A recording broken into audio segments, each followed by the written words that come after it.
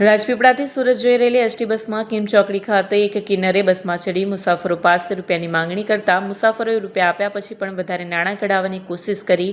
મુસાફરો સાથે માથાકૂટ કરી ગંદી ગાળો આપી જાહેરમાં આતંક મચાવતા પાલોદ પોલીસ દોડતી થઈ જવા પામી હતી। GJ18Z8152 નંબરની બસ કિમ 4 રસ્તાથી પસાર થઈ રહી હતી ત્યારે બસમાં એક કિન્નર ચડ્યો અને બસ જેવી શરૂ થઈ કે બસના મુસાફરો પાસેથી પૈસાની માંગણી કરી।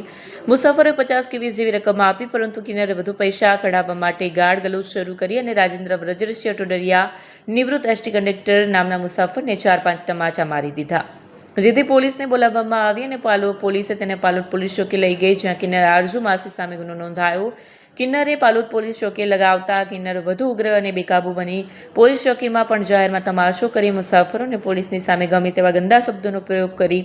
પોલીસ ચોકીને માથે લેવાનો પ્રયાસ કર્યો, પરંતુ આખરે પોલીસે તેની સામે વિવિધ પ્રકારની કલમો લગાવીને જેલના સળિયા પાછળ ધકેલી દીધો છે।